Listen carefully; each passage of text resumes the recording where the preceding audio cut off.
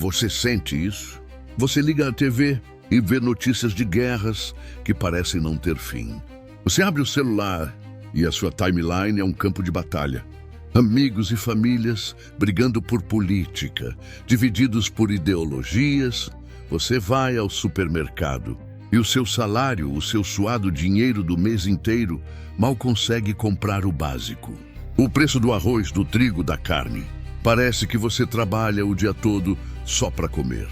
Você sente a ansiedade no ar. O mundo parece instável, frágil. Você olha para tudo isso e lá no fundo uma pergunta começa a se formar. O mundo está enlouquecendo ou algo está acontecendo? Para milhões de pessoas que leem a Bíblia, essa sensação não é ansiedade. É reconhecimento, não é caos. É um padrão descrito há quase 2000 anos, numa ilha-prisão chamada Patmos, por um homem chamado João. Um padrão que ele descreveu com 4 imagens tão poderosas que assombram nossa cultura até hoje.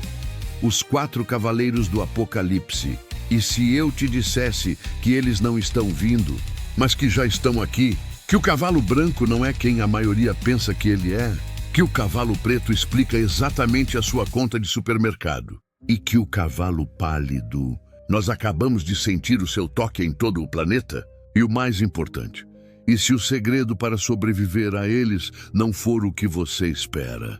Fique comigo até o final deste vídeo, porque a maioria dos vídeos para no 4º cavaleiro. Mas o que vem depois dele, o 5º selo, contém a recompensa.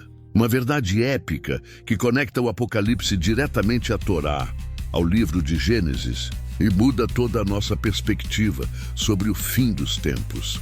Você não vai querer perder isso. Para entender o que está acontecendo hoje, precisamos voltar para onde tudo começou. Não é um filme de terror. O livro do Apocalipse, ou Revelação, não foi escrito para nos assustar.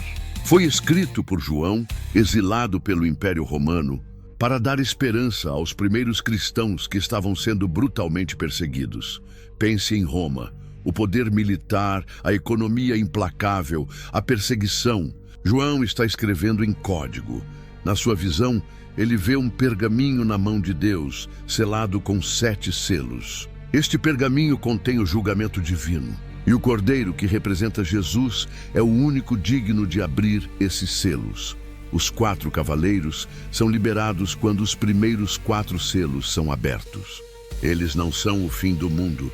Eles são o começo das dores. E o primeiro que sai é o mais misterioso de todos, selo 1.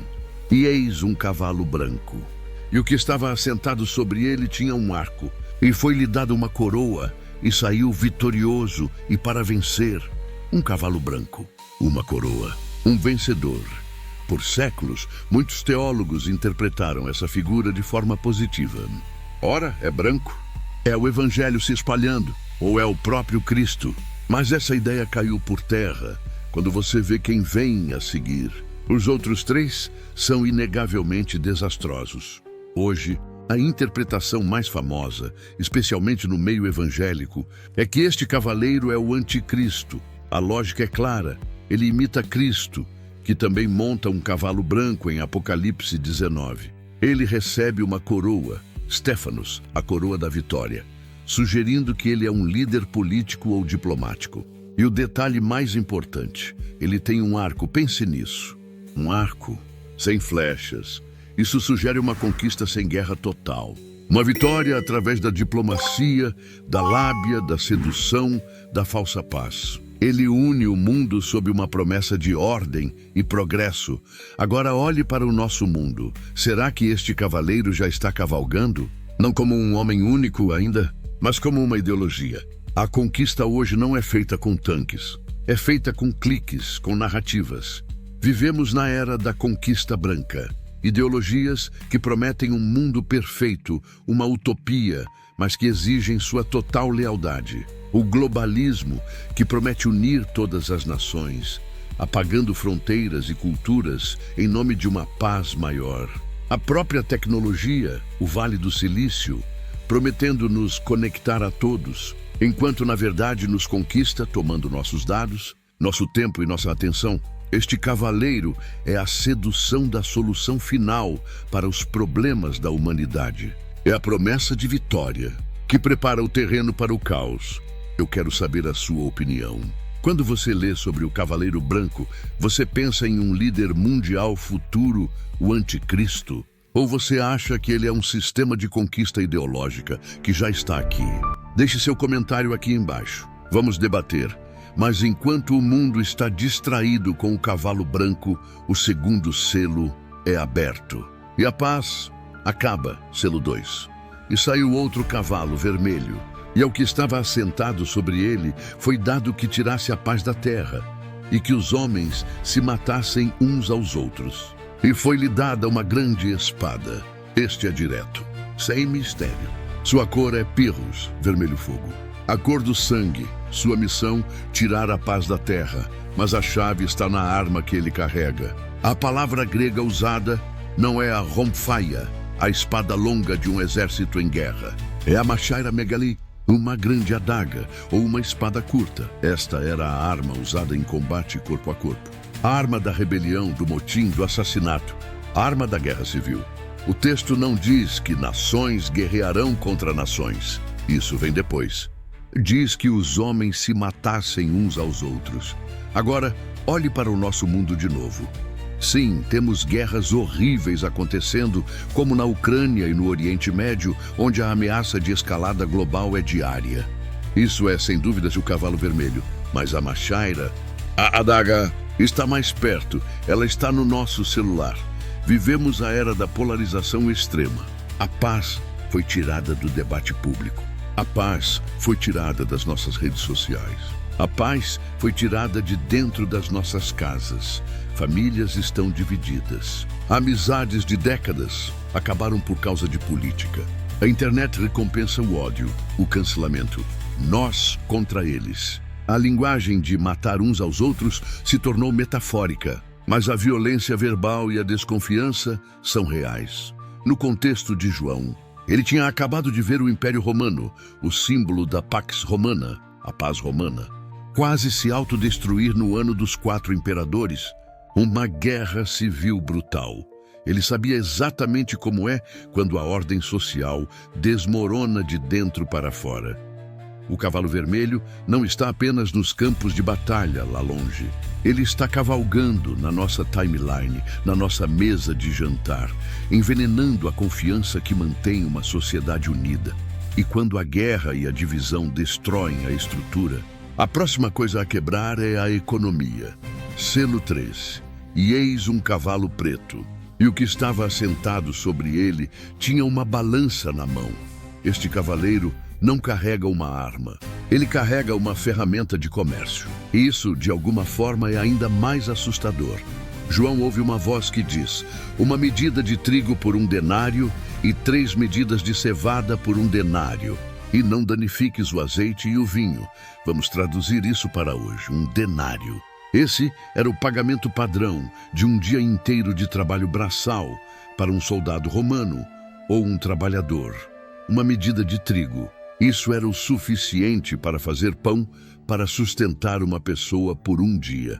Vamos repetir, seu dia inteiro de trabalho para comprar o pão de hoje. Não sobra nada para o aluguel, nada para as roupas, nada para os filhos. É a sobrevivência absoluta.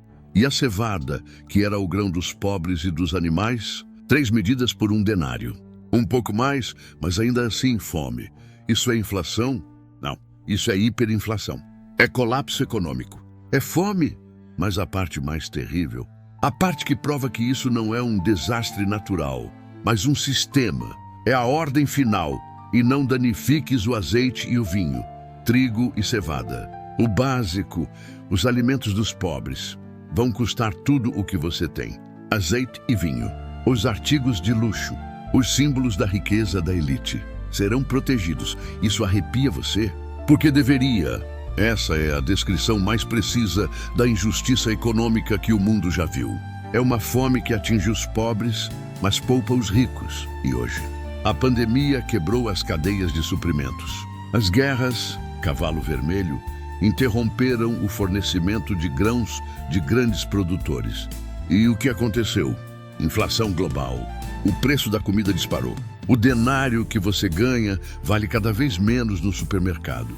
Você sente a balança do cavalo preto toda vez que passa o cartão e, ao mesmo tempo, durante essa mesma crise, o número de bilionários no mundo aumentou. Os mercados de luxo, o azeite e o vinho bateram recordes. O cavalo preto não é apenas fome. É a injustiça econômica cavalgando desenfreada, onde o sistema permite que o básico se torne impagável, enquanto o luxo permanece intocado. Quando a conquista ideológica, branco, leva à guerra, vermelho, o resultado é o colapso econômico, preto. E o que vem depois da guerra e da fome? O que sempre vem. Selo 4. E eis um cavalo amarelo. A tradução amarelo ou pálido não faz justiça ao original grego. A palavra é chloros. Nós usamos essa palavra hoje, clorofila, o pigmento verde das plantas. Mas no grego antigo, chloros era o verde pálido, o amarelo acinzentado. A cor doentia, a cor de um corpo em decomposição, a cor do pânico. E o que estava assentado sobre ele tinha por nome Morte. Este é o único cavaleiro cujo nome é dado. Thanatos, morte. E ele não vem sozinho. E o inferno, Hades, a sepultura o seguia. A morte ceifa a vida. O Hades vem logo atrás, engolindo os mortos. Eles recebem poder sobre a quarta parte da terra. E o texto nos diz como eles matam. Com espada, e com fome, e com peste, e com as feras da terra. Este cavaleiro é o clímax. Ele é a soma dos outros. Ele mata com a espada, no cavalo vermelho. Ele mata com a fome, no cavalo preto. Ele mata com a peste. A palavra grega para peste é Thanatos, o mesmo nome do cavaleiro. Peste e morte são a mesma coisa. E nós? Nós acabamos de viver uma pandemia global. A Covid-19 foi o toque mais claro do cavalo chloros que a nossa geração já experimentou. O mundo inteiro parou. O medo da doença, a cor pálida do pânico, tomou conta de tudo. A morte se tornou uma estatística diária no jornal. E a última arma? As feras da terra. Isso soa estranho, certo? Mas pense, quando a sociedade entra em colapso, guerra, fome, a ordem natural se desfaz. Mas hoje, podemos ver isso de forma ainda mais profunda. De onde veio a Covid-19? De onde vêm as piores pandemias? De doenças zoonóticas. Vírus que saltam das feras da terra para os humanos. Muitas vezes, porque invadimos seus habitats. Ou pense nas feras como o descontrole da própria natureza. Desastres climáticos. Secas que trazem fome, enchentes que trazem doenças. É o colapso da ordem, conquista. Guerra, fome, morte e peste. Eles cavalgam juntos. Um alimenta o outro. E hoje, pela primeira vez na história, graças à globalização, todos eles parecem estar cavalgando, ao mesmo tempo, em escala planetária. A maioria das análises para aqui, os 4 cavaleiros passaram. O caos está instalado. Parece o fim de tudo. Se o seu vídeo do YouTube terminasse agora, você desligaria sentindo medo, ansiedade. Mas este é o momento que eu pedi para você esperar. Esta é a recompensa. O que acontece quando o 5º selo é aberto? É outro desastre. Um monstro? Um terremoto? Não, Apocalipse 6, versículo 9. E, havendo aberto o 5º selo, vi debaixo do altar as almas dos que foram mortos por amor da palavra de Deus e por amor do testemunho que deram. João não vê mais julgamento na terra. Ele vê o céu. Ele vê as almas dos mártires, daqueles que permaneceram fiéis, apesar dos cavaleiros.